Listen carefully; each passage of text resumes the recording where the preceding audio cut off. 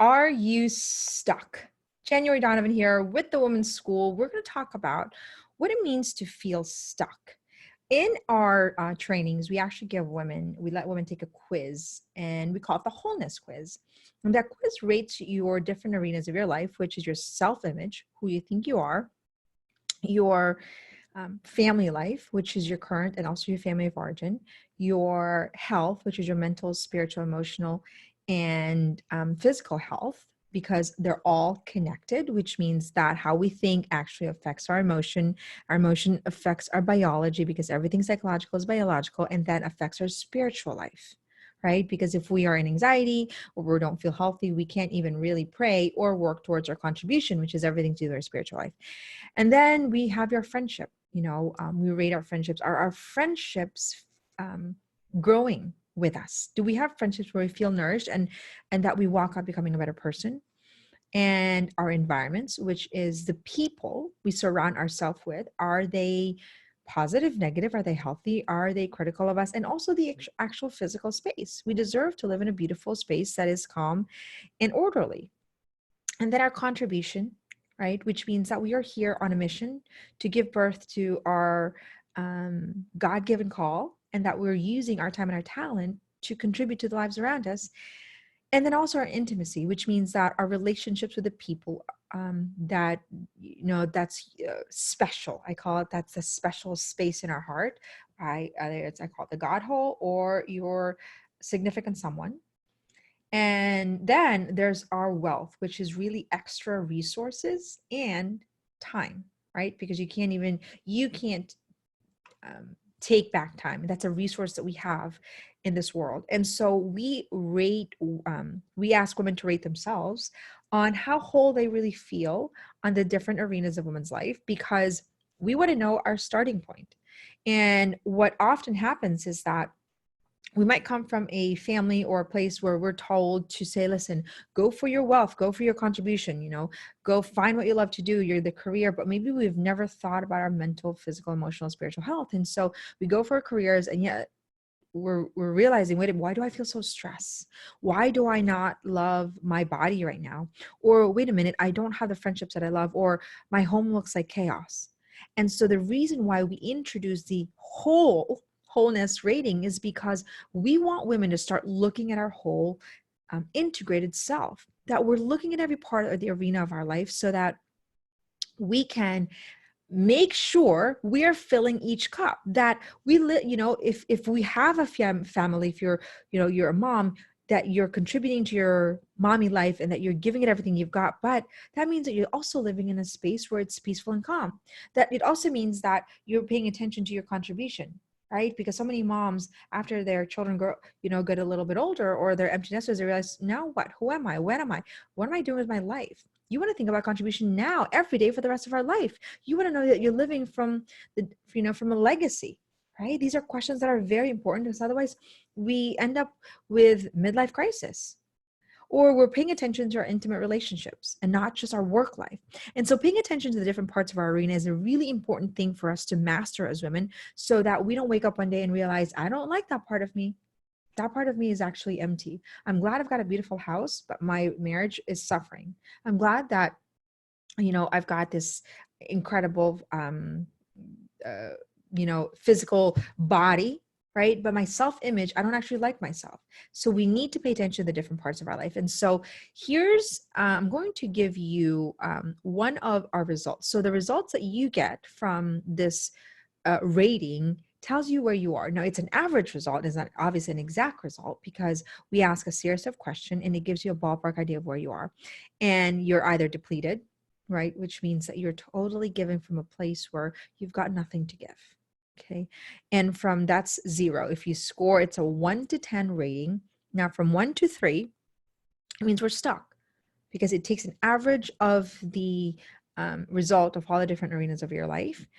And 4 to 6 is that you're searching. Okay. You're in a place, you're in a good place, but you're restless. You're trying to figure out where that is. And then the last space is really scaling, which means that you've acquired a lot of internal disciplines, that you've gotten to know who you are, but you want to take it to the next level of contribution and clarity. right? And then wholeness is obviously 10, which is we're always trying to manage, making sure we're living lives that are whole so that we can always give from a place of abundance and not depletion. And so this rating has given us a metric to measure a ballpark of our starting point. This is only a starting point. And so what I want to talk about here specifically is what it means to be stuck, okay? Because we don't know what we don't know. And sometimes, often, there is no language for so many of the things that women struggle today. We don't know that we're actually suffering restlessness because we don't know our purpose, and it turns out to be anxiety. We don't know that maybe we don't know how to communicate boundaries effectively, which is why we feel anxious. Right? I tell women boundaries is a two-part skill set. You need to know your limits, and you need to also communicate that limits to the people around us. Boundary is a skill set that's a twofold practice, because I could know my boundaries and then not say anything and then ruminate it when I come home and get really, really resentful. I need to be able to tell someone without guilt and shame that this is my boundary and you can hold that space. Okay. So that's a very important skill set, and the distinction matters, because a lot of times people talk about boundaries. January, I've read all the boundary book. Awesome. What's your boundary script? It's not enough to know. You've got to put things in action, which we call here in the Women's School formation, right? You form yourself to the design that you want to, so that you can actually give more to the people around you. Because if you don't know how to communicate your boundaries, you're going to be anxious and you're going to be frustrated. And so you can't even be present to the people around you because you're frustrated. So this is an important skill set that actually becomes a very important part of continually being able to give from a place of abundance and not resentment and depletion. Okay, so I'm going to read to you the definition of what it means to be stuck, and we're going to talk a little about it. Now, permission to feel vulnerable. You're listening to this podcast. I don't know where you are in the journey to wholeness. The goal here for us is that we become whole so that we can give more to the lives around us. That's the goal. And it's also permission to you to recognize that chances are you were never given the skill set and the tools to actually become whole. It's a language that's new that we are introducing, because so many women right now feel as though they have to compromise parts of who they are because that's what they have come to believe. So we're actually undoing a belief system that says, well, you can't actually have it all. You can't have peace of mind and have a great marriage and have abundance, or maybe have extra money in the bank and feel like your marriage is awesome. That's almost not really realistic, just like the airplane is not realistic. So in the Women's School, I want to invite you to create an unrealistic life, a life that actually is a light to the world around us, a life that is not conformed to the norm, but rather leads the norm into a life of contribution, because that's our divine mission. We cannot just conform to our own idea of who we need to be. We need to actually push ourselves. Forget the fact that we're conforming to the external culture. We don't want to conform to my own norm. What I mean by that is, okay, I just had a baby 2 months ago. I can tell myself a story and say, I just had a baby 2 months ago and it's hard and I should be a hot mess and I shouldn't have time, and all the different narratives that I know the culture also pushes. But I'm going to say, okay, great. That's what I want to believe in because that's the easier path. I'm going to say, no, January is going to shower. January is going to put her makeup on and show up, for her children and in peace and calm. January is going to, focus on sleep for her children. January is going to keep giving to the lives around her. And so I don't want to conform to the norm. I want to be able to continually push myself towards my own potential, right? This is not even about what everyone else thinks. This is about me saying, you know what, January, I just started the 5 a.m. club, which is, I am an early riser. I believe so much in the value of us preparing our mind and our heart to serve the hearts of the people that we are going to serve throughout the day. So we need to actually to prepare our minds for that. And so when I'm postpartum, it's hard for me to get up in the morning right away, because obviously I'm getting up in the morning. I'm in the middle of the night. So but I focus on actually giving my babies a routine that is not a cry routine, but just a routine that puts them in the rhythm of life, that helps me to continually give to my other 6 children, because I'm not a hot mess. Okay. And I don't believe in that word, because words become flesh, and it's important that we manage our words. So I use that because I think there's an image when we think of hot mess. But so back to my my point here is that I started getting up in the morning because I wanted to make sure that I was filling my cup, and I could tell myself that, okay, 2-month-old baby, you should be getting up at 5 in the morning, but I wanted to tell myself a different story, and so that's what I did. And Rock is actually sleeping 7 hours. I really got focused. I prayed for him to sleep 7 hours, but I also really worked hard in creating a rhythm of life that helped him sleep 7 hours. So I get up at 5, nurse him, and then get up and do my study time, my prayer, and my meditation, and my things that I need to do in the morning to prepare myself for my children and also for my work. So what I'm saying to you is an example of not being able to conform to what I believe was my own norm, which means, you can't just push and stretch yourself. You just had a baby. Yes, I could believe that narrative, but I don't want to, and I choose not to. So in the women's school, we're going to push what our potentials are so that we can actually see what we're capable of, right? We are here on a divine mission, knowing that our time and our talents are here as a gift, and we must be able to develop those gifts, right? And not bury those time and talent under a bushel, so that we can bring light to the people around us. And so it's important that we recognize that our life has a very specific mission that's unique to you, that nobody else can fulfill, which means if we don't actually work towards developing ourselves and developing our dreams and our desires for the sake of contribution, we actually rob the world of the tapestry, of your part of the tapestry, of your part of the design. So you're an irreplaceable being, you're an irreplaceable woman. And so your contribution, I cannot do, and vice versa. Therefore, if you don't develop who you are and you're stuck, then the world is less beautiful because you've not been able to give your part to create that beautiful space. Now, that seems hard and heavy. Yes, it is. I hope that that serves an invitation for you to say, you know what, I do need to develop who I need to become, because it's not just for my sake, but it's really for the sake of being able to be part of this divine tapestry that we're called to.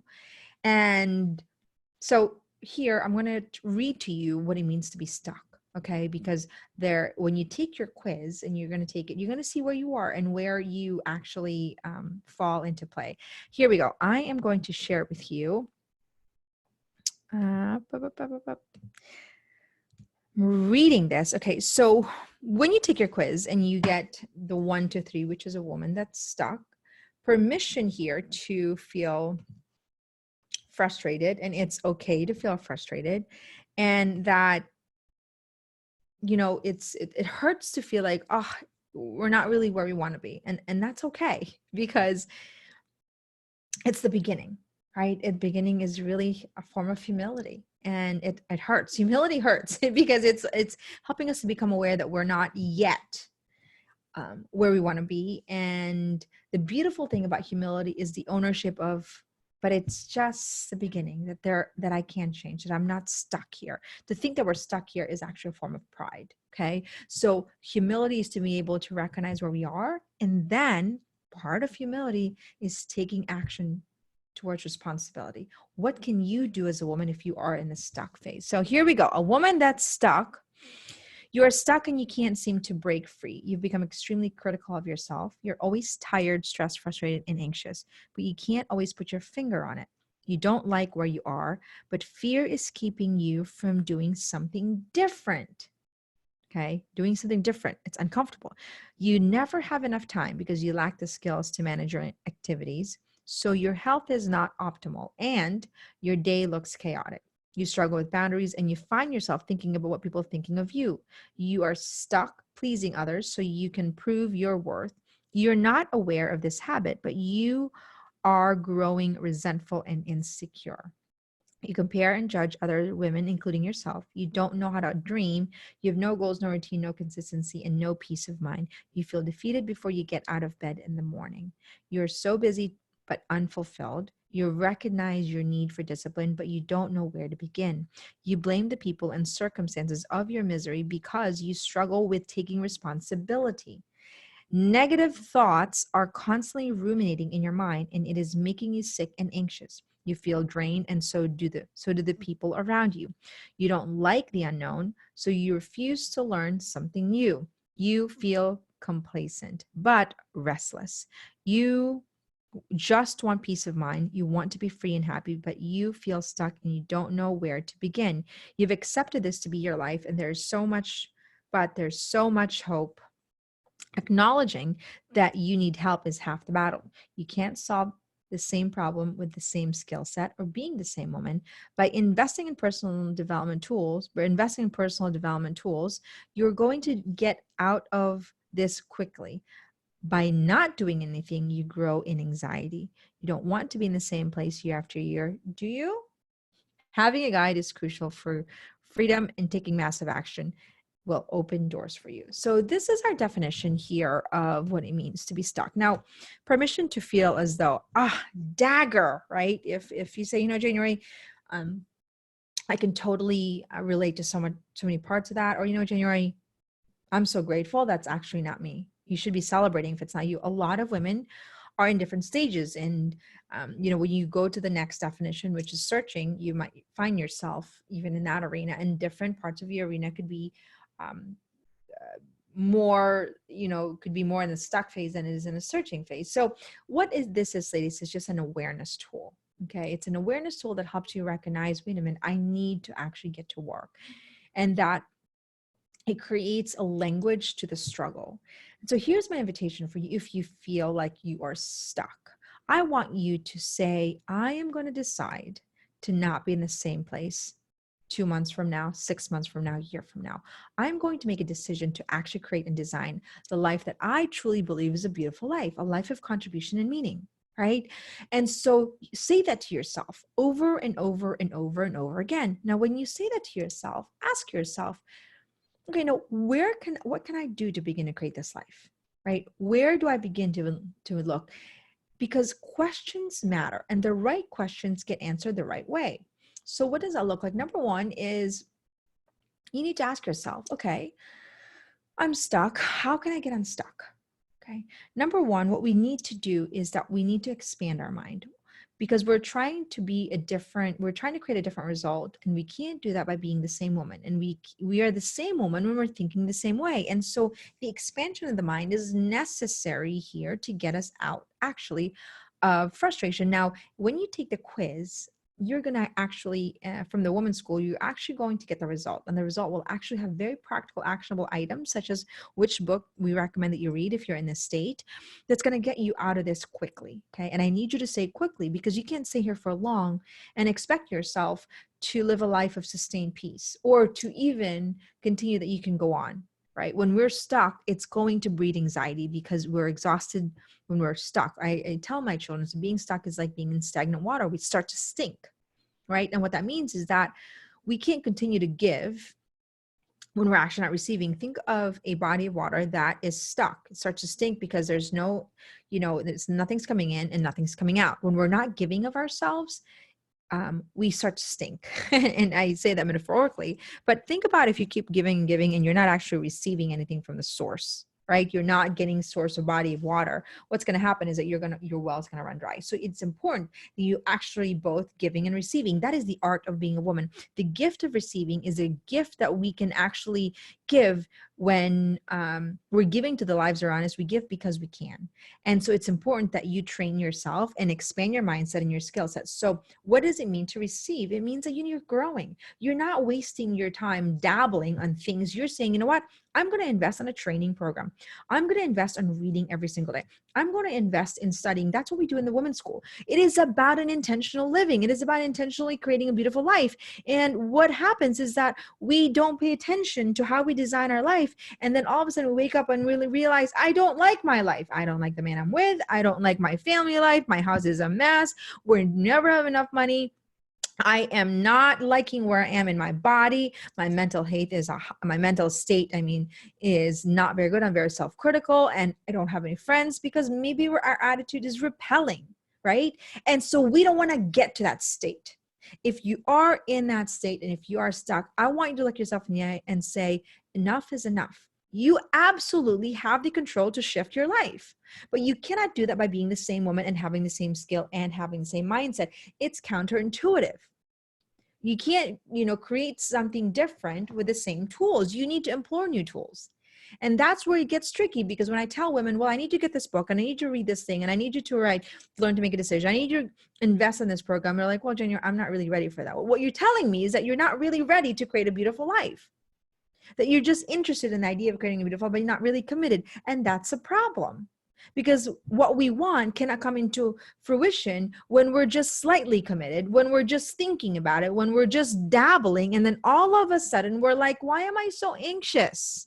Well, you're anxious because it hasn't been designed intentionally, and it's bleeding through all the arenas of your life, because how we do anything is how we do everything, which means if you're suffering because your boss is abusive and you're tolerating it, but you're not employing new tools to learn to speak to them effectively and communicate your boundaries, chances are you're doing that into your relationship. Chances are you're letting your child walk all over you. Chances are you're not really fulfilled in other things. Okay, this is an important concept, that how we do anything is how we do everything, that every part of our life, this is why we introduce the wholeness in the arena of a woman's life, because we don't understand why we're suffering, because we don't see every part of us as valuable. We must see every part of us as valuable, that our environment, the physical space and the mental space we surround our environment of is equally as important, what?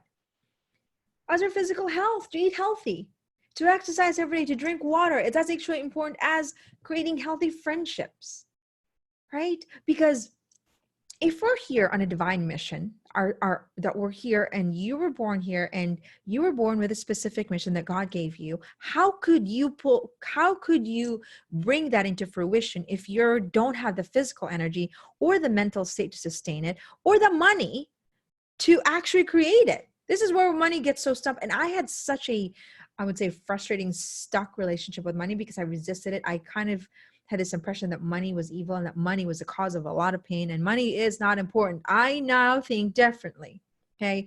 Because I have a dream to create a women's school, and the only way that we can actually expand into greater heights of contributing to the hearts of women is that we need money. I want to build schools. I want to be able to make schools even in Africa and in the Philippines, where they're teaching decision-making. They're teaching no skills. They're teaching how to show up. They're teaching tonality. They're teaching how fashion is a force for impact, that they're teaching conversation skills. They're teaching how we can actually take care of hygiene, physical hygiene, how we can actually create mental calmness. These are tools, life tools, that help us to create a beautiful life. So yes, you're going to need money.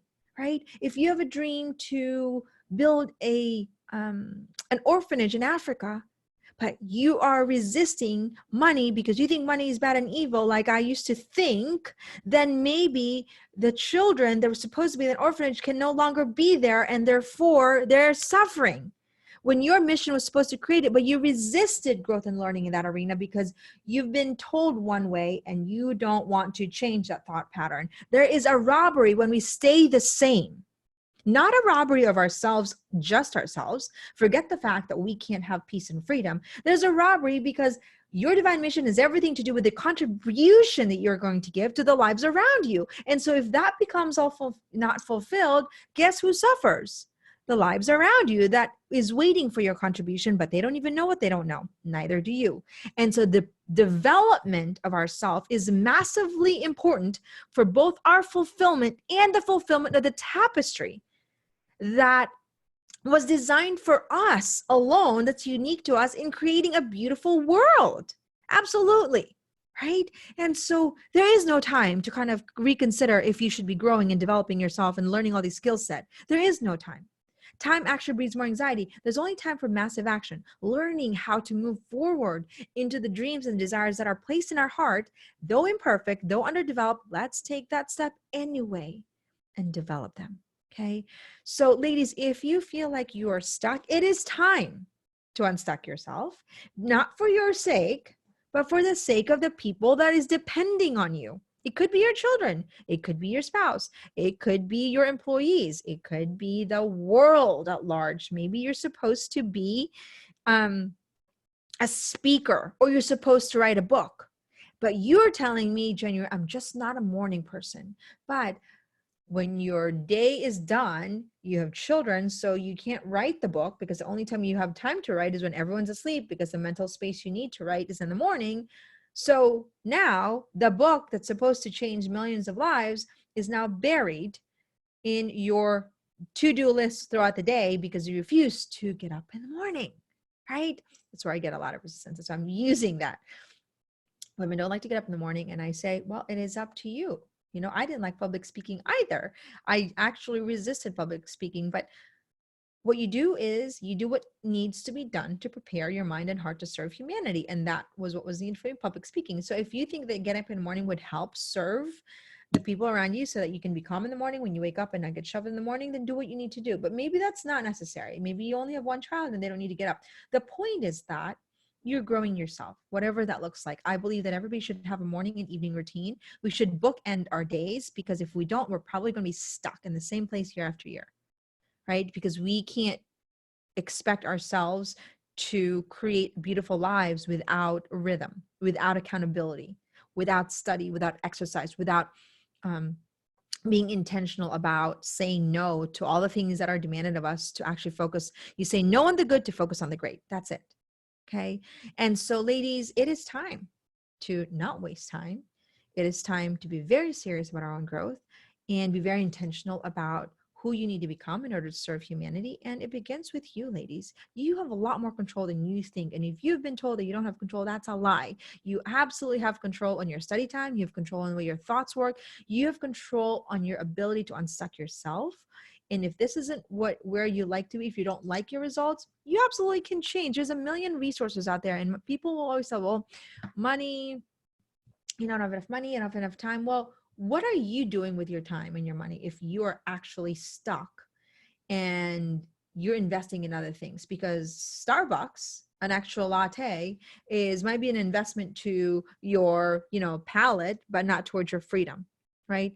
If my husband will always say, if your tires were broken and it will inhibit you from going from one place to another, you're going to find the money, the time to fix it. Well, that's how I want you to see your life. If there's something that's inhibiting you from growing and scaling and becoming the woman that you're called to be and contributing to the lives around you, then you need to go invest on money, time, and energy to fix your wheels, right? The world is counting on you, ladies. We are counting on you.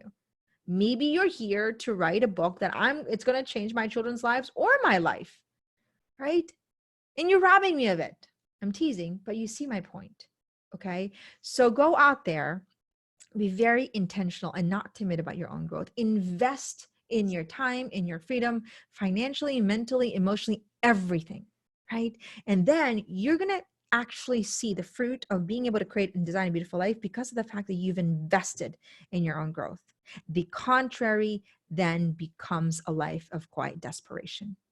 And that's exactly what it is. I hate to be able to say it as it is, but that's exactly what it is. If you're not growing and you're disintegrating, okay, we can't be in that. There's no everything. That's a universal law. There's nothing is at rest. Everything is actually in motion. So you're either growing or you're sliding. Okay, but you're not actually just in one place. Now, to be sliding, it would feel like you are stuck. Okay. So the first action step for you is to take that quiz, right? And then invest in growing yourself. And that could be just a book. It could be listening to podcasts. It could be investing in a program. It could be finding new friends, whatever that looks like. In the Women's School, we actually have a cohesive class that is A to Z on how to create and design a beautiful life with the foundational skills and tools you need to be able to in command of how you show up for the world. We teach you how to dream. We teach you how to manage your mind. We teach you how to create an environment and build an awareness around it. Okay. So if you're interested, go check out the Women's School, the Self-Worth Masterclass. And it begins with you understanding that you're here because you are valuable. And your value has everything to do with you becoming aware of your contribution. You're not some small deal, lady. You are a big deal to the tapestry of life. But if you don't know that, then you're going to just sit into the mediocre state of watching Netflix, not getting up in the morning, not training yourself, settle with pride because you think you know, and never get to the point of saying, I need to grow. Not for my sake, but for the sake of the lives around you. Thank you so much, ladies. January Donovan here with the Women's School. Remember that you're here, created designed to contribute your God given talent to serve humanity. So use it and don't abuse it.